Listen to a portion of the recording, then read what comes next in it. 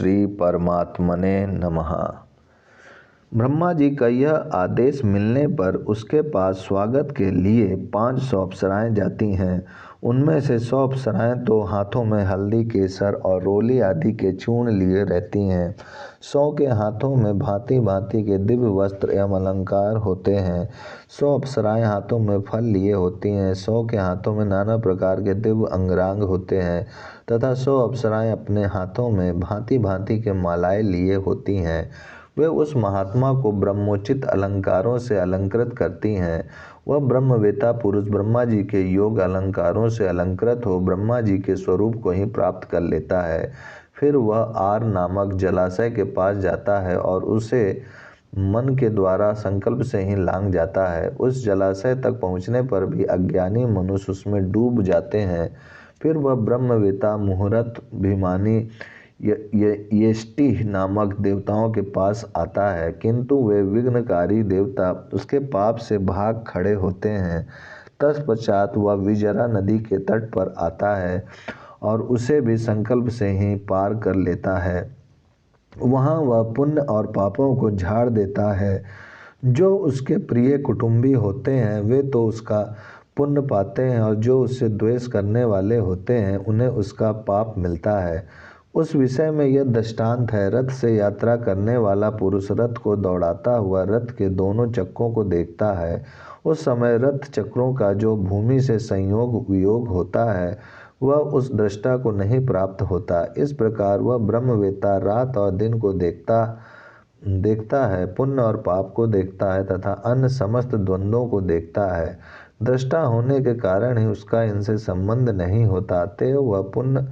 अतएव यह पुण्य और पाप से रहित होता है। फलतः वह ब्रह्मवेता ब्रह्म को ही प्राप्त होता है। तब वह इलय वृक्ष के पास आता है। उसकी नासिका में ब्रह्म गंध का प्रवेश होता है। वह गंध इतनी दिव्य है कि उसके सामने अन्य लोगों की सुगंध दुर्गंधवत प्रतीत होती है। फिर वह सालज्य नगर के समीप आता है। वहाँ उसकी रसना में उस दिव्यति दिव्य ब्रह्म रस का प्रवेश अनुभव होता है, जिसका उसे पहले कभी अनुभव नहीं हुआ रहता।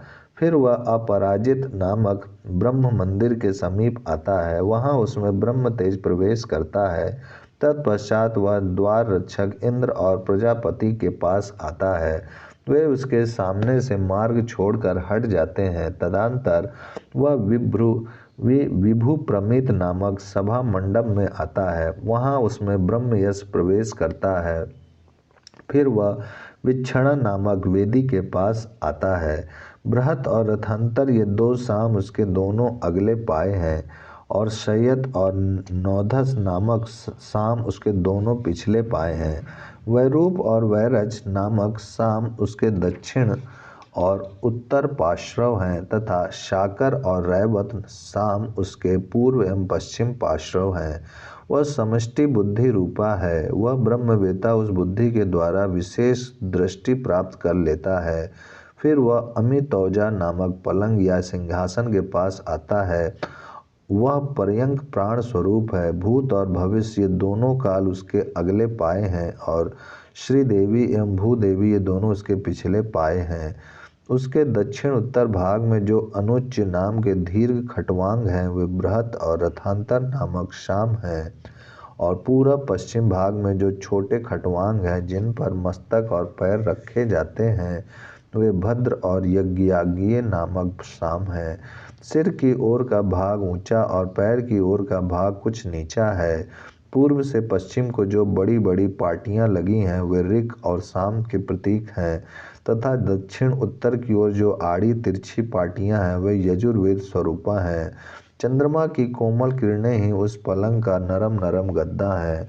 उद्गित ही उस पर बिछी हुई उपश्री श्वेत चादर है। लक्ष्मी जी तकिया हैं। ऐसे दिव्य पर्यंक पर ब्रह्मा जी विराजमान होते हैं। इस तत्व को इस प्रकार जानने वाला ब्रह्मवेता उस पलंग पर पहले पैर रखकर चढ़ता है। तब ब्रह्मा जी उससे पूछते हैं, तुम कौन हो? उनके प्रश्न का वह इस प्रकार उत्तर दें, मैं वसंत आदि ऋतु रूप हूँ, ऋतु संबंधी हूँ, कारणभूत अव्याकृत आकाश से एवं स्वयं प्रकाश पर ब्रह्म परमात्मा से उत्पन्न हुआ हूँ। जो भूत अतीत, भूत यथार्थ कारण, भूत जड़ चेतनमय चतुर्विध सर्ग और भूत पंच महाभूत स्वरूप हैं, उस संवत्सर का तेज हूँ, आत्मा हूँ। आप आत्मा हैं, जो आप हैं वही मैं हूँ। इस प्रकार उत्तर देने पर ब्रह्मा जी पुनः पूछते हैं, मैं कौन हूँ? इसके उत्तर में कहें, आप सत्य हैं। जो सत्य है, जिसे तुम सत्य कहते हो, वह क्या है?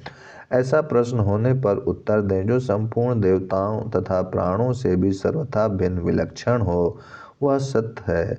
और जो देवता एवं प्राण रूप है, वह तय है। वाणी के द्वारा जिसे सत्य कहते हैं, वह यही है। इतना ही यह सब कुछ है। आप यह सब कुछ हैं, इसलिए सत्य है।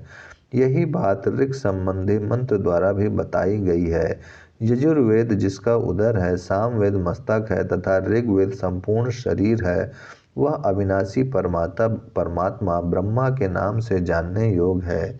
वह ब्रह्ममय ब्रह्म रूप महान ऋषि हैं।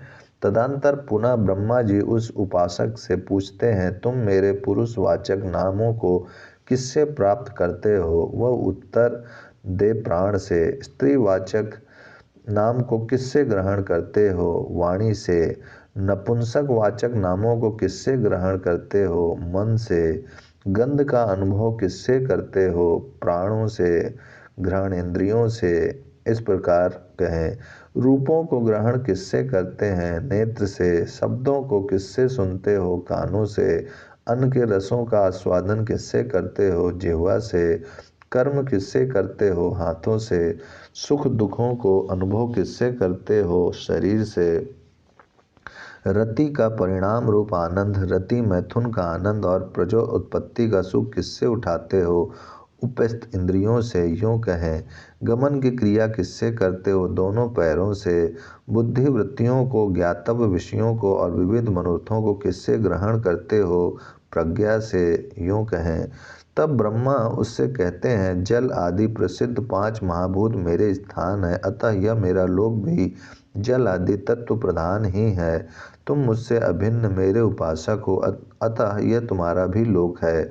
वह जो ब्रह्मा जी की सुप्रसिद्ध विजय, सब पर नियंत्रण करने की शक्ति तथा सर्वत्र व्याप्ति, सर्वव्यापकता है, उस विजय को तथा उस सर्वव्यापकता को भी वह उपासक प्राप्त कर लेता है। जो इस प्रकार जानता है, उपासना करता है, अर्थात ब्रह्मा जी की भांति ही वह सबका शासक एवं सर्वव्यापक बन जाता है। प्रथम अध्याय समाप्त। द्वितीय अध्याय प्राण उपासना। प्राण ब्रह्म है, यह सुप्रसिद्ध ऋषि कौशिकी कहते हैं। उन प्रसिद्ध प्राणमय ब्रह्म की यहाँ राजा के रूप में कल्पना की गई है। उनका मन ही दूत है, वाणी परोसने वाली स्त्री रानी है, चक्षु संरक्षक मंत्री है, श्रोतेंद्रिय संदेश सुनाने वाला द्वारपाल है। उन सुप्रसिद्ध प्राणमय ब्रह्म को बिना मांगे ही ये संपूर्ण इंद्रियाभिमानी देवतागण भेंट समर्पित करते हैं, उनके अधीन होकर रहते हैं। इसी प्रकार जो इस प्रकार जानता है, उसको भी संपूर्ण चराचर प्राणी बिना मांगे ही भेंट देते हैं। उस प्राण उपासक के लिए यह गुण व्रत है कि वह किसी से कुछ भी ना मांगे। ठीक उसी तरह जैसे कोई भिक्षु गांव में भीख मांगने पर भी जब कुछ नहीं पाता तो हताश होकर बैठ रहता और कुपित होकर यह प्रतिज्ञा कर लेता है कि अब से इस गांव वाले लोगों के देने पर भी यहाँ का अन्न नहीं खाऊंगा।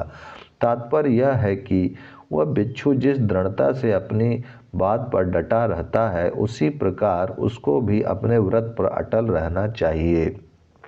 जो लोग पहले इस पुरुष को कुछ देने से अस्वीकार कर चुके होते हैं, वे ही कुछ न मांगने का निश्चय कर लेने पर इसे देने के लिए निमंत्रित करते हैं और कहते हैं, आओ हम तुम्हें देते हैं।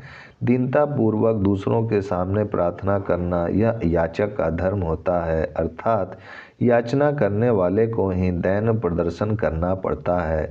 याचना और दैन प्रदर्शन से दूर रहने पर ही उसे लोग यूँ निमंत्रण देते हैं कि आओ हम तुम्हें देंगे। प्राण ब्रह्म है। प्रसिद्ध महात्मा पौंग भी यही कहते हैं। उन प्रसिद्ध प्राणमय ब्रह्म के लिए वाणी से परे चक्षु इंद्रिय है, जो वाग इंद्रियों को सब ओर से व्याप्त करके स्थित है। अतः चक्षु वाग इंद्रिय की अपेक्षा आंतरिक है, क्योंकि जैसा कहा गया हो, वैसा ही नेत्र से भी देख लिया जाए तो विवाद की संभावना नहीं रहती, वह वस्तु यथार्थ समझ ली जाती है। चक्षु से परे श्रवण इंद्रियां हैं, जो चक्षु को सब ओर से व्याप्त करके स्थित हैं, क्योंकि चक्षु से कहीं कहीं भ्रांत दर्शन भी होता है, जैसे सीप में चांदी का दर्शन, परंतु कान से विद्यमान अथवा प्रस्तुत वचन का ही श्रवण होता है। श्रवण इंद्रियों से परे मन है, जो श्रवण इंद्रियों को सब ओर से व्याप्त करके स्थित है, क्योंकि मन के सावधान रहने पर ही श्रवण इंद्रिय सुन पाती हैं। मन से परे प्राण है, जो मन को सब ओर से व्याप्त करके स्थित है।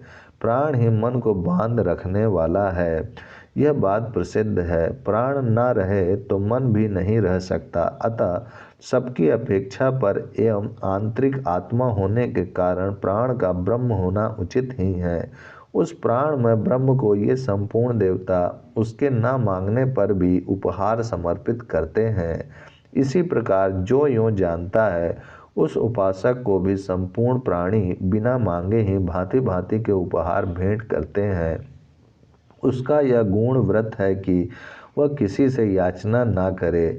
इस विषय में यह दृष्टांत भी है। कोई भिक्षु गांव में भीख मांगने पर भी जब कुछ नहीं पाता तो हताश होकर बैठ रहता और यह प्रतिज्ञा कर लेता है कि अब यहाँ किसके देने पर भी अन्न ग्रहण नहीं करूँगा। ऐसी प्रतिज्ञा कर लेने पर जो लोग पहले उसे कुछ देने से अस्वीकार कर चुके होते हैं, वे ही उसे यूँ कहकर निमंत्रित करते हैं कि आओ हम तुम्हें देते हैं। ओम शांति शांति शांति।